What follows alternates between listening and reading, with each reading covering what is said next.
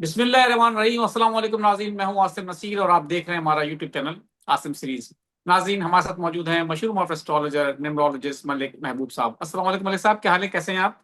वालेकुम अस्सलाम। अल्लाह का शुक्र है। आसिम साहब, आप बताएं क्या हाल चाल है आपके।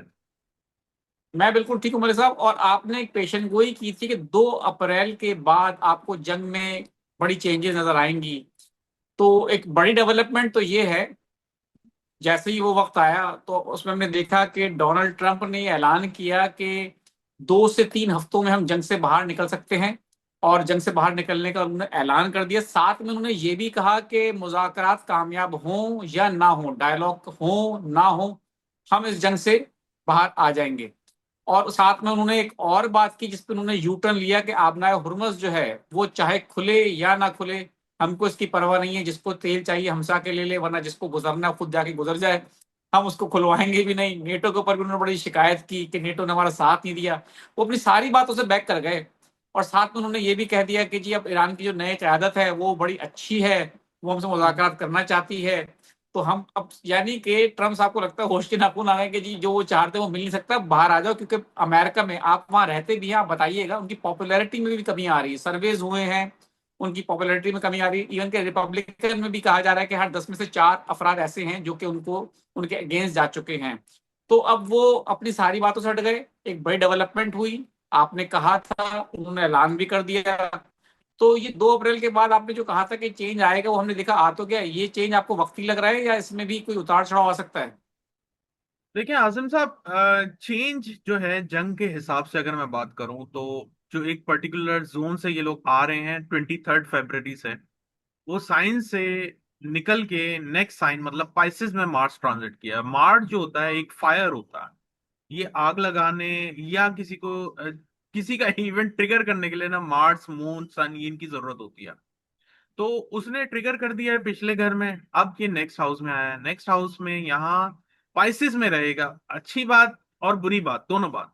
अच्छी बात ये है इसमें 1 महीना और रुकेगा और फिर ये ट्रांजिट कर जाएगा एरीज में। और बुरी बात ये है यहाँ एक और डेंजरस प्लैनेट बैठा हुआ है जो कि बहुत स्लोली ट्रांजिट करता है। वो है सैटर्न। पहले इसने राहु के साथ कंजंक्शन की थी। आपके सामने ये हालात आए। अब ये कंजंक्शन कंजंक्शन करने जा रहा है सैटर्न के साथ। तो मुझे कोई अच्छी वाइब्स नहीं आती अनफॉर्चुनेटली। ये महीना भी ऐसे ही चलेगा। लड़ाई झगड़े और ये फसादात ऐसे ही बढ़ेंगे। और मैंने आपको बार बार एक बात की है, ऑयल ऑयल ऑयल पानी। ये अब चीजें अब पानी की तरफ डेफिनेटली आपको बहुत ज्यादा चीजें नजर आएंगी। क्योंकि पानी के ही हाउस मतलब पाइसेस वाटरी साइन होता है।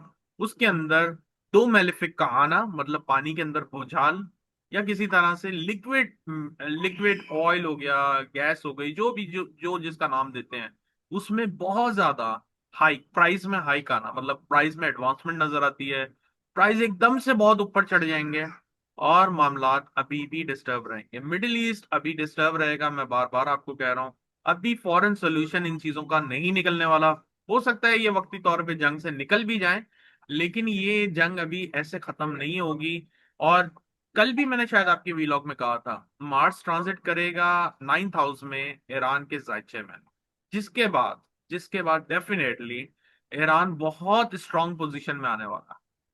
वीक हाउस से सडन इवेंट के हाउस से मार्स ट्रांजिट करा था 8 हाउस से। उसने अपना ट्रांजिट खत्म कर लिया है। अब वो 9th में आ रहा है। 9th में उनका नेटल का मार्स भी है। तो मुझे यूं लगता है कि ईरान बहुत स्ट्रांग पोजीशन में आएगा। जिसकी वजह से ये यूटर्न मारे या जो मर्जी करें, वो इनके बस में नहीं है। ये बात मैंने आपको जंग के पहले दिन ही बोल दी थी कि ईरान के साथ या अफगानिस्तान के साथ जो भी जंग में जाएंगे वो एक बहुत लंबी जंग में रहेंगे और एग्जिट करना उनके लिए मुश्किल होगा, विन नहीं कर पाएंगे। मैंने कल आपको बताया है कैप्रिकॉन असेंडेंट है 7th हाउस उनका, सॉरी 7th हाउस में कैप्रिकॉन बनता है कैंसर असेंडेंट के लिए। जिसकी वजह से कैप्रिकॉन सैटर्न और ये वो उनकी जो सिचुएशन है 7th हाउस की, सिंपल सी बात है, वो बहुत वीक। जो भी लड़ने आएगा मुंह की खाएगा और वो जाएगा। तो मलिक साहब, ट्रम्प के बयान के बाद नेतन्याहू का भी इस तरह का बयान कोट हुआ इस्राएली मीडिया के ऊपर कि जिससे ये गुमान होने लगा कि वो भी शायद अब जंग से बाहर आना चाहते हैं। तो लेकिन साथ में अब हमले भी हुए, ईरान ने भी जवाब दिया। तो आपको लगता नहीं है कि ये वक्ती तौर पे कोई रुका, इसमें जंग में कोई पॉज आ सकता है, या आपको लगता है नहीं कि अप्रैल का महीना इसी तरह चलेगा? नहीं सर, अप्रैल का तकरीबन सेकंड से लेके थर्ड वीक तक ये मामला गर्म रहते नजर आ रहे हैं अभी भी। और जैसे ही मार्स कंजंक्ट करेगा, मैं आपको नेक्स्ट ही लॉग में बताऊंगा एग्जैक्ट डेट, मार्स सैटर्न से कंजंक्ट करेगा, इन चीजों में मजीद जो है एकदम से इजाफा, एस्केलेशन आपके सामने आएगी। तो मेरे ख्याल से अभी अप्रैल के महीने, अल्लाह करे कोई मौजा हो जाए, अल्लाह करे मैं गलत ही हूँ, क्योंकि इसका नुकसान सबको ही हो रहा है। चाहे आप हो, मैं हूँ, दुनिया में हर इंसान इस चीज के जद में आया हुआ है। और महंगाई जो है वो बहुत ज्यादा बढ़ती जा रही है, कहीं पर भी हो। मैंने तो पाकिस्तान की बात की थी, इनफैक्ट हर जगह में दुनिया की महंगाई बढ़ रही है, और उसका रीजन सिर्फ ऑयल है, मतलब क्रूड ऑयल प्राइस इसके बढ़ रहे हैं, और ये हर चीज पे इफेक्ट कर रही है। तो मले साहब, आप क्या समझते हैं कि जो ये जंग के हवाले से ये कब तक आपको लगता है कि अगर इस तरह के हालात चलते रहे और ये स्ट्रेट ऑफ हॉर्मज़ जो है ये नहीं खुला, तो कह रहे हैं कि $200 फी बैरल तक भी जा सकते हैं ऑयल प्राइसेस। तो आपको क्या लगता है कि ये दीगर ममालिक जो कोशिशें कर रहे हैं कि जी इस जंग के रुकवाने की या स्ट्रेट ऑफ हॉर्मज़ के खुलवाने की, इनमें कुछ आपको लगता है कामयाबी हो सकती है?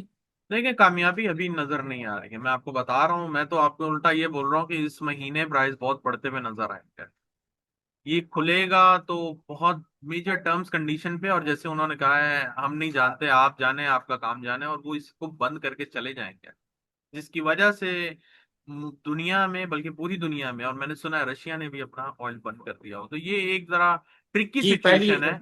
सितारों की ट्रिकी पोजीशन है, लेकिन ये जैसे बोलते हैं डस्ट सेटल डाउन होने में मई जून आएगा ही आएगा। डस्ट सेटल डाउन होने में मई जून आएगा। ये जितनी मर्जी भर के मार लें, ये सोल्यूशन नहीं निकाल पाएंगे। ये एग्जिट हो सकते हैं डेफिनेटली, उसमें कोई शक नहीं है, लेकिन ये तबाही बर्बादी अभी रुकती हुई नजर नहीं आ रही।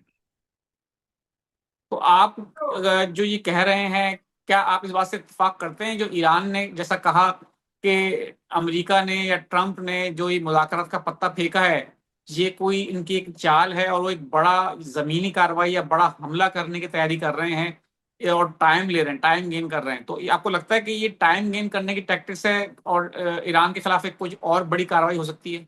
जी पॉसिबल है, ऐसा ही है कि ये टाइम गेनिंग टैक्टिक्स भी हो सकती है, लेकिन ये खत्म होती हुई इस वक्त नजर नहीं आ रही मुझे। स्पेशली जो आप बता रहे हैं कि आज इन्होंने ऐलान किया है, ये ऐलान तो करते ही रहते हैं, इनके लिए ये कोई बड़ी बात नहीं है। मुझे लगता है ये अभी लिंगर ऑन करेगी। अगर कुछ भी नहीं ना, तो सर 15 दिन तो आप गिन लें इसको। कम अज कम, कम अज कम, कम अज कम 15 दिन के बाद इनमें चेंजेस नजर आती हैं, उससे पहले नहीं नजर आती।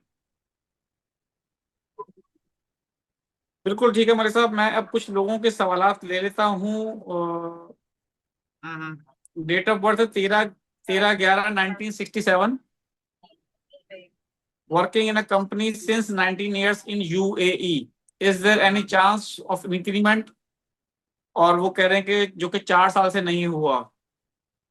अभी तो नहीं है सर, 1 डेढ़ साल लगेगा। खावर शहजाद हैं 28/11/2000। वो फ्यूचर के हवाले से जानना चाहते हैं कि 2026 और 27 उनके लिए कैसा होगा।